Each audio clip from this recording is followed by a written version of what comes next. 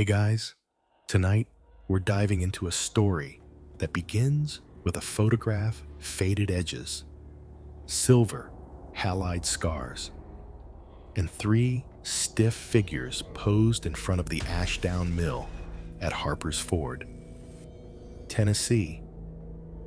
The year was 1887, but the air that clings to the picture feels far older, as if the dust of the mill is still caught between its fibers.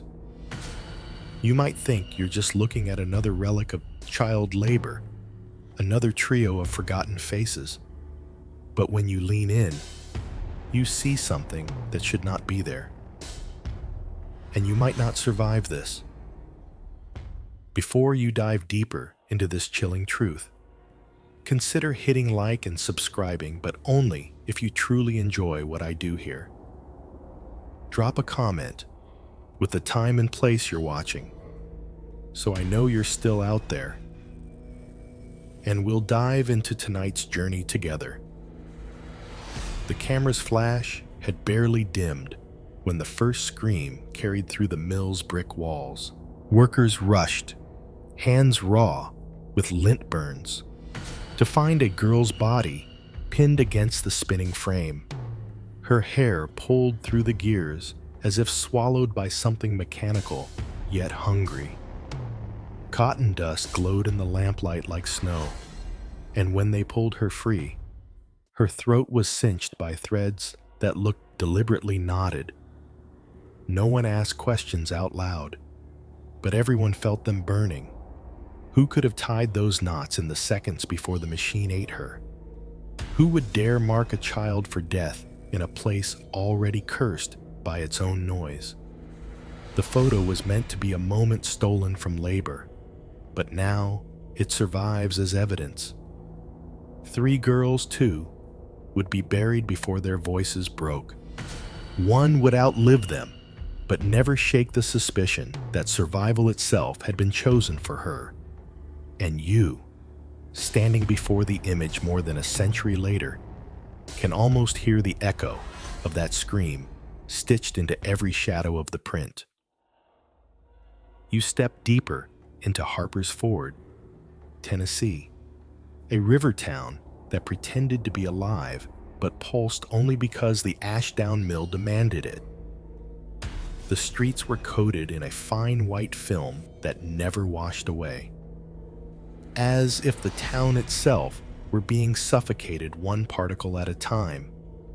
Cotton lint clung to rooftops, to window panes, even to the throats of children as they slept. You cannot picture a sunrise here without the smoke of chimneys rising higher, drowning the horizon. The mill's whistle governed every soul. It shrieked at dawn, yanked families from their beds, and did not cease until the river wheel slowed after dark. In between, bodies bent and broke beneath the machinery, and no one asked whether they were strong enough to endure.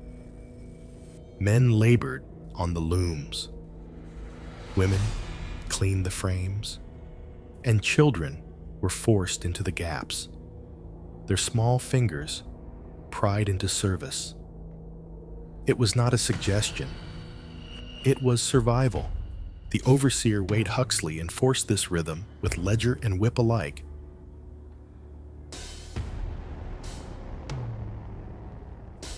To his investors, he was efficient. To the town, he was untouchable. He owned the boarding houses, the company store, the land along the river.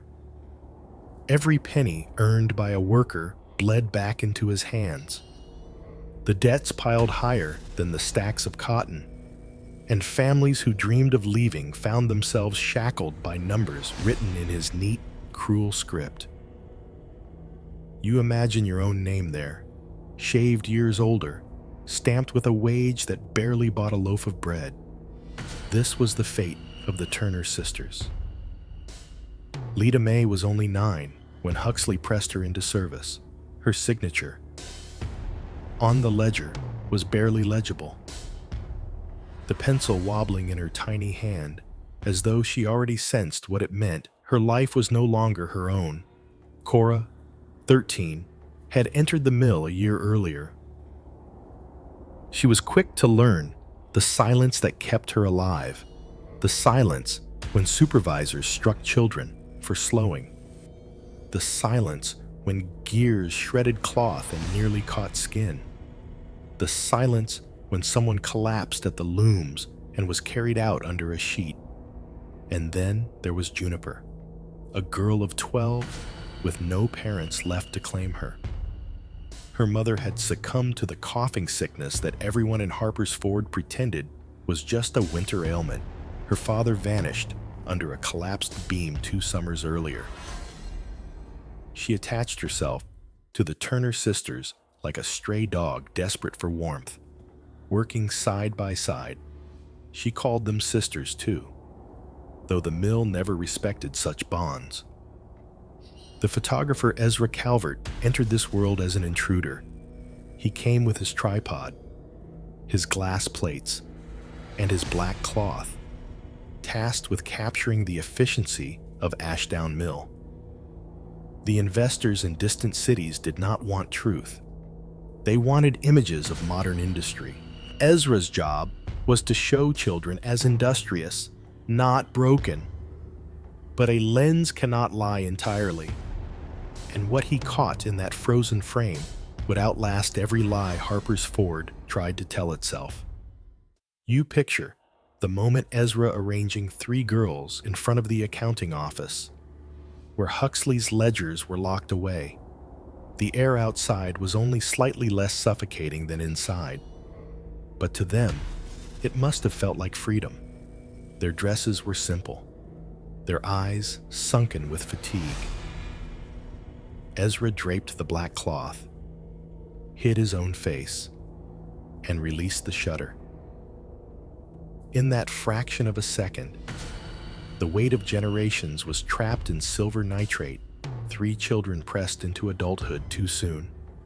When the print dried, no one paid attention. To townsfolk, it was just another document of labor, nothing worth remarking on. But time changes what an image can hold. Looking back, you see the strain in Cora's shoulders, the resignation in Juniper's mouth, the strange fire in Lita Mae's stare. You see a warning that no one heeded. Life outside the mill was no kinder. Families lived in rows of shacks owned by the company, their wages devoured by rent. Mothers patched holes in walls with flour sacks. Children coughed through the night, the sound muffled by thin blankets. The preacher praised industry each Sunday, telling the weary they were chosen to toil. Fathers drowned their despair in whiskey, so cheap it burned like acid, returning home with eyes that no longer dared to dream of escape. You walk through these streets in your mind and feel how complicity weighed heavier than lint. People saw the bruises on children's wrists, the burns on their arms, the odd, clean deaths that followed too many accidents, yet they turned away. Better to lose one child than to lose the mill, they whispered. Better to bury a body than to bury the town. The Turner sisters and Juniper carried this silence like a shroud. They whispered to each other in the rare hours before dawn, when the mill still slept and the river air felt almost clean. They dreamed of other places, though none of them knew what those places might look like. They pressed their hands together, 3 small palms marked by calluses, and swore that somehow they would not be forgotten. Ezra Calvert would unknowingly keep that oath for them. The single photograph, born of a staged moment, became more than anyone could have guessed. It held the truth of Harper's Ford, a truth the town refused to admit. a truth that would bleed into what followed, deaths that were not accidents, patterns that only later revealed themselves, and a history that would not remain buried no matter how much dust the mill scattered into the air. And you, staring at that faded image a century later, know you are not looking at faces alone. You are staring at omens. The story has already begun, and its echo still carries in the threads of every shadow that photograph casts. You feel the air inside Ashdown Mill, the night the first death arrived. It was not just the heat of the furnaces or the grit of lint that scraped your throat. It was the sense that the building itself had turned against its workers. The machines screamed louder. The belts whined in protest, and shadows pooled beneath the rafters like something waiting.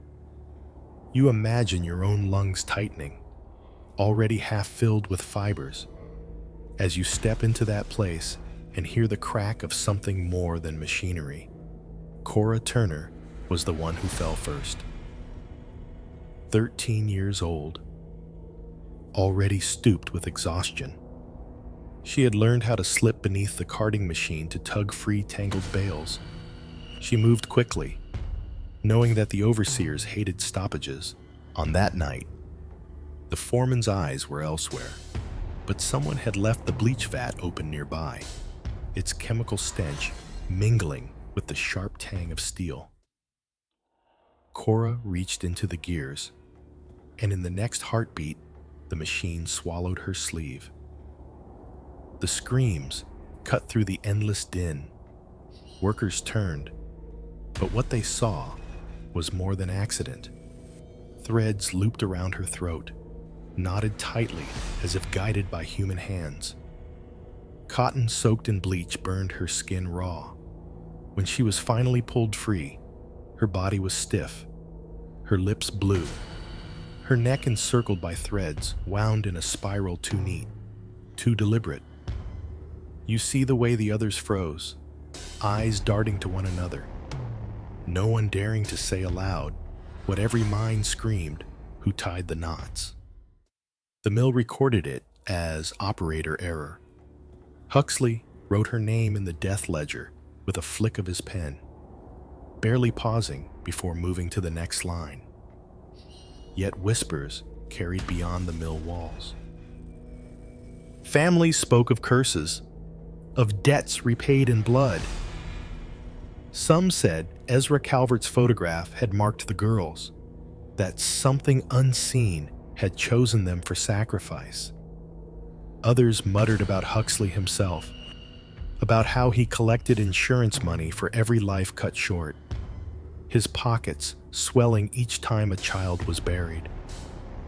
You replay the scene again.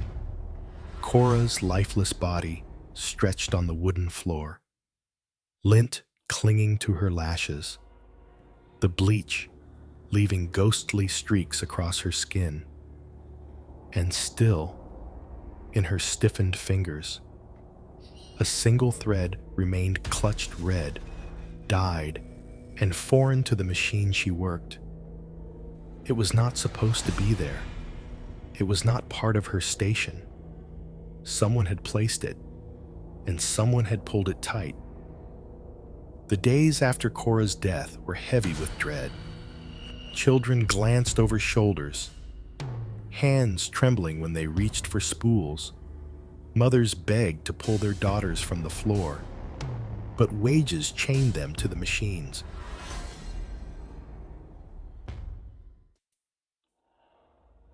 Juniper clung to Lita May with silent terror, the two of them now bound tighter than ever.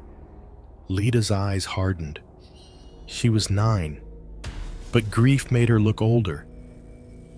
You see her standing in the shadows, staring at the frame where her sister had died, as though memorizing every inch of it. The mill did not slow. If anything, it consumed harder. Lita was reassigned to her sister's station within a week. her tiny hands shoved into the same jaws that had killed Cora. Juniper followed beside her, neither daring to falter, and overhead, the belts snapped louder, gears grinding as if mocking the children who fed them. The second death did not wait long. A fortnight later, Juniper disappeared during a night shift. Workers thought she had slipped out for air, but when the whistle blew for dismissal, she did not return. Her body was found at dawn, stuffed behind a stack of bales. Her mouth was gagged with lint, her lungs packed so tightly with cotton that her chest never rose again. Around her finger, knotted with meticulous care, was the same red thread found in Cora's hand. You stand at that moment and realize a pattern has begun. 2 girls dead, both tied with red thread. Both deaths cleaned too carefully to be mere accidents, and still no one spoke aloud. Huxley ordered silence. Ezra Calvert vanished from the mill, claiming his photography duties elsewhere. And Leda May, alone now, was forced to return to the floor. Her eyes no longer a child's, but something sharper, colder. The town buried Juniper beside Cora, but the graves felt temporary, as if the ground itself resisted holding them. Mothers crossed themselves, fathers drank deeper, and the preacher warned of sins festering unseen. But the real fear lived in the children, who now traced their fingers over their own skin, wondering when the red thread would find them. And you, walking through this moment, cannot escape the sensation that someone orchestrated it all. The knots too precise, the bodies arranged, the threads dyed not by chance but by intention. You wonder if Huxley profited again, if Ezra carried more than images in his glass plates, or if the mill itself demanded sacrifices to keep its wheels spinning. Every sound in that place becomes suspect: the snap of a belt, the hiss of steam, the faint whistle of wind through broken panes. Each might mask footsteps. Each might conceal hands tying another knot. And the survivors lived with that knowledge, forced to keep moving even as death brushed past them in every drift of cotton. By the month's end, Leda May stood alone. She moved like a ghost among the frames, her eyes too sharp, her breath too shallow. She carried her sister's memory and Juniper's silence, and every spool she touched seemed to hum with warning. The red thread had claimed 2, and yet she remained. You sense the question hanging above her, above the mill, above the town itself. Why had she been spared? And for how long? The answer would not come quickly. It would unravel slowly, stitch by stitch, until the pattern revealed itself in blood across the floorboards of Ashdown Mill. And by then, no one would be able to pretend it was anything but murder. You stand in the shadows of Ashdown Mill as the months drag forward, and you feel how the air thickens with something more sinister than lint. Cora and Juniper's graves had barely settled before new deaths began to emerge, each echoing the first 2, each crueler in its artistry. The pattern had become impossible to ignore, yet silence ruled stronger than truth. The first of these was Thomas Riley, a boy of 11 who worked the bobbins. He vanished during a stormy night shift, the river outside roaring louder than the looms. When they found him at dawn, His body hung from the rafters above the spinning frames. The overseers insisted it was suicide, a child unable to bear the weight of labor. But you see what the others saw, a thread of crimson tied neatly around his neck, not frayed, not broken, but looped as though by a patient hand. His feet barely brushed the floor, as if he had been placed there rather than left to swing. The fear spread. Mothers whispered of a phantom threading its way through the mill, a hand unseen that wove death as neatly as cloth. Fathers muttered into their whiskey, too afraid to say aloud what they suspected. And the children, your eyes lock onto them, watch the shadows in every corner, knowing any one of them could be next. Weeks later, it was Eliza Griggs, a girl barely 10. Her body was discovered beneath the carding machine where she'd been sent to clear jammed fibers. The machine had not mangled her. Instead, her mouth was stuffed full of cotton waste, packed until her lips split. Her eyes bulged in terror, and around her wrist was that same scarlet thread, tied into a bow as if mocking her smallness. Workers wept quietly, but Huxley crossed her name from the ledger and carried on as if a machine had broken, rather than a child. You realize the killings were no longer confined to accidents. They were staged performances, each new victim arranged with a precision that mocked the living.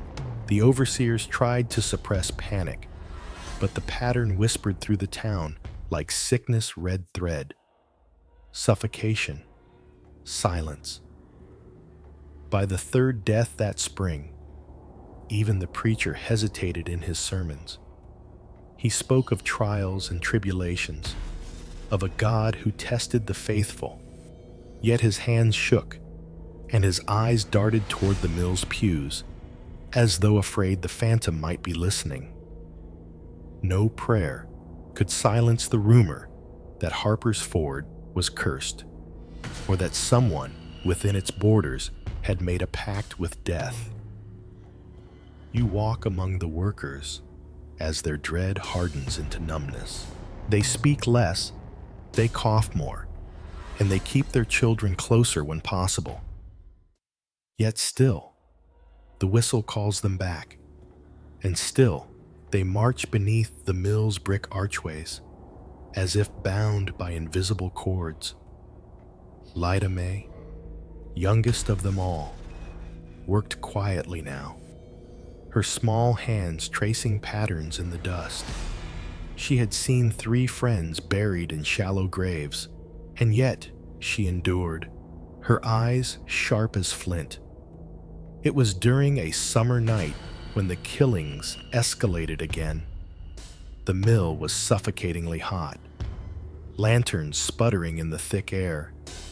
Amos, a boy of 14, was found sprawled across a bale, his chest cut open, lungs stuffed with lint until they bulged grotesquely from his ribs. Around each ankle was knotted the red thread, neat and symmetrical. The overseers ordered silence, told workers to clean quickly, and threatened dismissal to anyone who spoke of it outside. But you cannot erase the sight of a child disemboweled and bound like a discarded puppet. The red thread became a curse. Parents tore apart their children's garments at night, searching for strands. Some burned their daughters' dresses if the dye was too deep.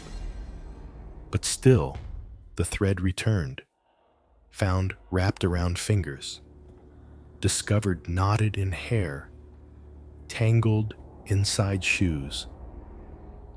No one could explain how it appeared, but everyone recognized what it promised. As summer waned, even Ezra Calvert returned, carrying his camera like a shield.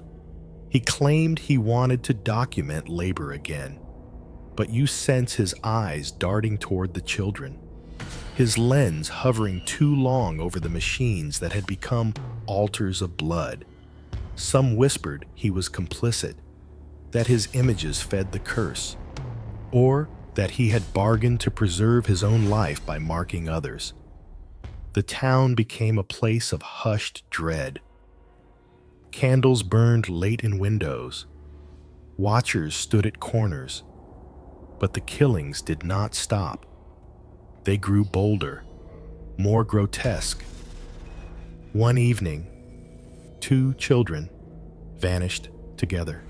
Their bodies were discovered at the riverbank, their mouths sewn shut with red thread, their eyes staring wide toward the mill's looming silhouette. The overseers forbade funerals, claiming plague, but the townsfolk gathered anyway, torches flickering against the brick walls. They spoke of devils, of men who killed for insurance, of curses stitched into the very looms, and you stand there, feeling the swell of fear and rage as the pattern deepens. Each death more brutal, each arrangement more theatrical. The killer or curse was escalating, feeding off silence, daring anyone to resist, but no one did. Huxley continued his ledgers. Ezra, his photographs. The preacher, his sermons. Life went on, soaked in blood. Leda May alone seemed untouched, though not spared. You see her shrinking frame, her eyes black with sleepless nights, her breath shallow with lint. Yet something about her presence unsettled the others. Survivors whispered she was marked, but not for death. They said the red thread spared her because she belonged to it, because she had been chosen, whether victim or vessel. No one could agree. But the children who worked beside her began to step away, leaving her isolated in a circle of space, as though even touch might invite the curse to leap. By autumn, the graves along Harper's Ford outnumbered the school children still living. Each mound carried the weight of secrets. Each coffin whispered of a hand that tied threads in the dark. The town had become a tapestry of dread, woven tighter with every killing. And you, standing in its midst, cannot shake the truth. This was no series of accidents. This was a ritual, rising in ferocity, demanding sacrifices. And somewhere in the heart of Ashdown Mill, a hand still waited, needle sharp, thread crimson, ready to strike again. You walk into Harper's Ford in the weeks after the 5th and 6th bodies are lowered into shallow graves, and you feel the town buckle under its own silence. The mill looms like a cathedral of death, its windows glowing faintly at night, its gears moaning like the groans of the buried. The people move through the streets in tight knots, whispering, glancing over shoulders, afraid of saying the wrong thing aloud. Yet even here, in the shadow of so many graves, the whistle screams each dawn, and every living child marches back inside. The sheriff, Amos Fletcher, is a man too tired to be feared. He walks with the slump of whiskey weight, his badge dulled from years of neglect. Each time another child dies, he arrives late, takes a statement that contradicts the last, and files it into a drawer already bloated with dust. He chalks accidents where there are none, swallows the lies Huxley feeds him, and accepts envelopes slipped under his door. You sense he knows the killings are deliberate, but his silence is worth more than the truth. the investigation never truly begins. At most, a few deputies scrawl down the wrong names, confuse dates, misplace evidence. The red thread, collected from the mouths, throats, and wrists of the dead, disappears into pockets instead of evidence bags. Mothers beg for justice, but they are met with the same response: accidents, missteps, misfortunes. Harper's Ford becomes a town where bodies pile faster than questions can be asked. Yet clues linger, faint as dust motes caught in lamplight. You see them footprints in lint, where no worker should have stood. Marks on the rafters shaped by boots heavier than a child's. A ledger page torn precisely where an insurance policy might be noted. These fragments whisper that someone orchestrates the deaths with care, staging them so accidents seem plausible, but leaving behind the faintest signatures. Then come the voices, not heard in daylight, not spoken aloud, but carried on the hiss of the steam pipes and the coughs of sleeping children. Workers swear they hear names whispered just before another child is claimed. Mothers wake to the sound of their dead daughters weeping beside their beds. A preacher dreams of scarlet cords tightening around his throat. You are left wondering, are these hallucinations from grief and dust-choked lungs, or echoes of the murdered demanding to be heard? The children whisper, too. They speak of shadows in the corners of the mill, of footsteps that do not match any overseers. They tell of red strands appearing on their skin, even when no one has touched them, as if the curse marks its next victim days before death. And they say Lita May moves through it all untouched, her small frame drifting like a ghost, the red never binding her. You notice how suspicion begins to circle her. Some claim she carries her dead sister's spirit, that Cora whispers warnings only she can hear. Others believe she is spared because she belongs to the killer, whether servant, witness, or child of the curse. Wherever she stands, the air feels heavier, as though fate itself has drawn a line around her.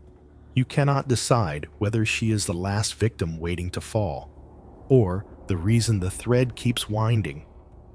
Ezra Calvert, the photographer, emerges again during this time, his camera tucked beneath his black cloth, his glass plates stacked neatly. He claims he is documenting conditions for reformers in Nashville, yet his presence unsettles the workers.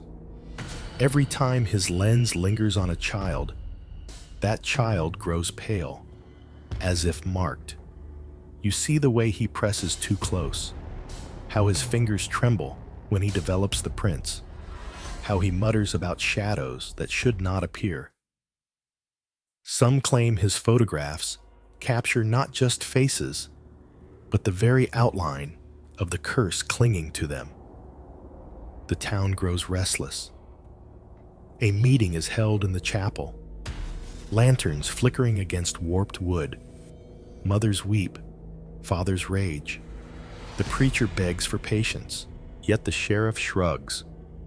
Huxley remains absent, and the deaths continue. Some suggest tearing down the mill itself, burning it brick by brick. But fear silences them. Without the mill, there is no town. Without work, there is no food.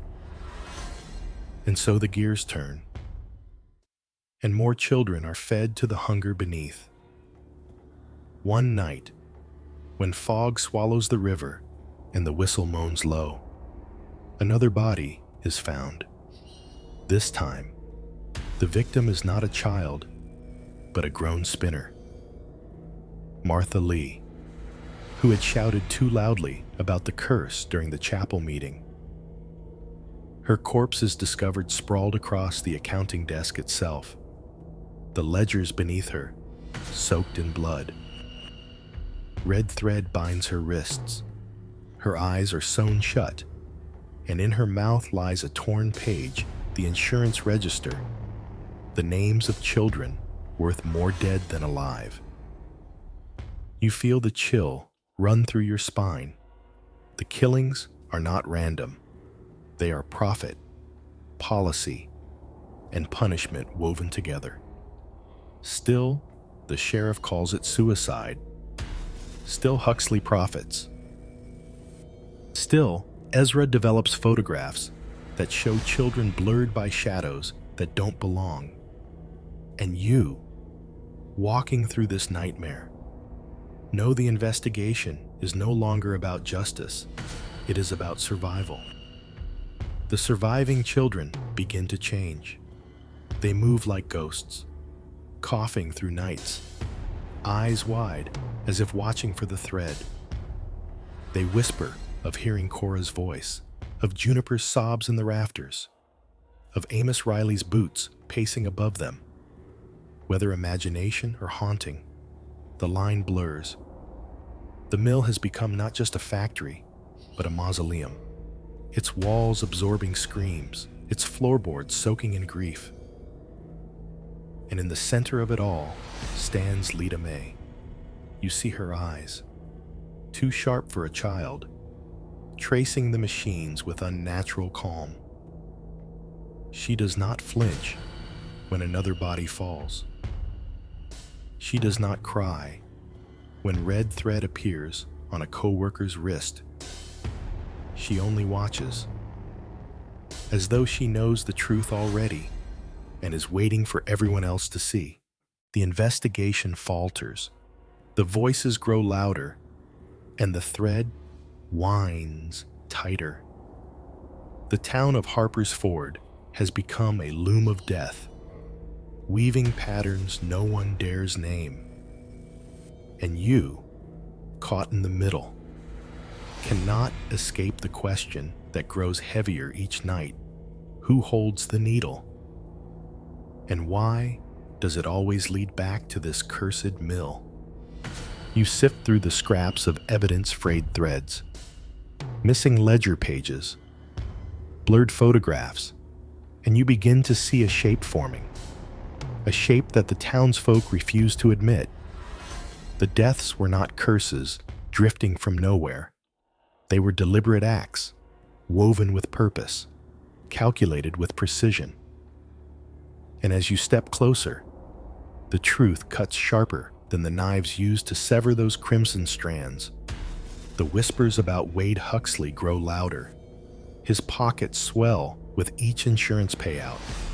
His ledgers fatten while coffins are lowered into the soil. You remember the name of Martha Lee, the spinner left on his desk like a warning, her blood soaking into his books. Her death was not just brutality, it was testimony. She had discovered what others only guessed. The children's lives were written as policies long before their bodies were claimed. And the red thread, it was not a curse, but a signature, a calling card of those who profited. But even this is only half the truth, because the further you trace, the more you notice Ezra Calvert's shadow falling over each death. His photographs were never neutral.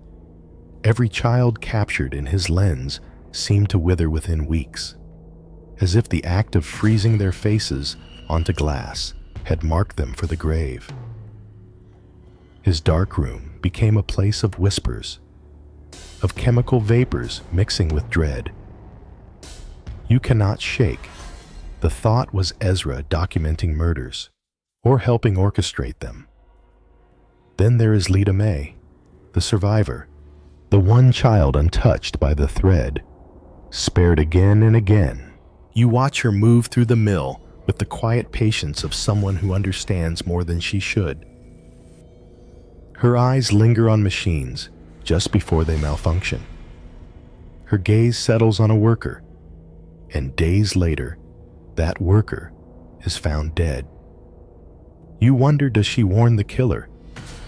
Or does the killer follow her silent commands? The line between victim and accomplice blurs. Perhaps she was chosen by Huxley, spared in exchange for silence. Perhaps she and Ezra struck a pact, his photographs shielding her while damning the others. Or perhaps, most chilling of all, she herself became the hand that tied the knots, the child who learned too quickly how to manipulate the gears of death. The evidence bends toward her. Threads appear in places she has passed. Survivors remember her watching them just before they fell. And when you look into her eyes, even across the chasm of a century, you see not innocence, but calculation. A child forged in horror, who discovered that the only way to survive was to join the pattern, to hold the needle herself. The truth of Harper's Ford is not simple. It is not just greed, or neglect, or curses whispered in the dark. It is complicity. The overseer who counted coins instead of bodies. The sheriff who pocketed bribes instead of evidence. The photographer who captured death and perhaps guided it. And at the center, a child who learned to weave silence into survival, her hands as steady with thread as with sorrow. When the last body of that year was lowered into the soil, the town turned its eyes away. Records vanished, ledgers burned, photographs sealed. The mill continued, its bricks soaked in generations of grief, until time itself buried the story. But the photograph remained. Ezra's image of 3 children standing stiffly before the accounting office. Cora, who would be strangled. Juniper, who would be smothered. And Lita May, whose eyes even then gleamed with something unreadable. You hold that image now, and you know the truth is not buried at all. It stares back from those silvered faces, daring you to decide who the real killer was. Huxley with his greed, Ezra with his lens, or the girl who outlived them all, carrying the red thread in her pocket like a promise. And you realize the most chilling revelation of all survival in Harper's Ford was never an accident. It was a choice, made at the cost of others. And Lida May, whether as victim or architect, was the one who chose. You leave Harper's Ford behind, but the red thread follows. The mill eventually closed, its bricks collapsing into weeds, its machines rusting in silence. Huxley died rich, his name etched into marble, far from the graves of the children he buried. Ezra's photographs scattered into archives, labeled and forgotten, their shadows still clinging to the faces they captured. But Lida May, the girl who never wore the thread, grew into a woman whose story was deliberately erased. Some say she moved north, living quietly until her lungs finally gave out. Others whisper she carried the thread with her, tying it wherever she went, leaving patterns of accidents in places no one thought to look. The town changed names. The mill was torn down, and time buried most of what happened. Yet the photograph survived, the same one Ezra took in 1887, 3 girls standing in front of the office, their expressions stiff, their futures already sealed. You stare into that image now, and the unease rises again. For in the faded silver, you think you can see something new, not just the girls, but faint strands curling from Lita May's pocket, like lines reaching toward you across more than a century. History books call it tragedy. Local families call it shame. But when you sift through the fragments, the ledgers, the whispers, the blurred negatives, you know it was something darker. It was a ritual of greed, silence, and survival, woven into every chord of the Ashdown Mill. And if Lita May's silence was complicity, then the thread did not end with her death. It might still be out there, winding around new wrists, tightening on new throats, choosing who lives and who dies. So you ask yourself now, staring into that photograph, if the red thread were knotted around you tonight, would you recognize it before it pulled tight, or would you dismiss it as just a loose fiber until it was far too late? Tell me, what do you see when you look into Lita May's eyes? Do you see a victim? Or the hand of the killer herself? If this chilling journey left you unsettled, make sure you hit like, subscribe, and share this story with someone who dares to face it. Drop a comment with the time and place you're watching, and let me know. Do you think the thread has finally been cut, or is it still out there waiting for the next neck?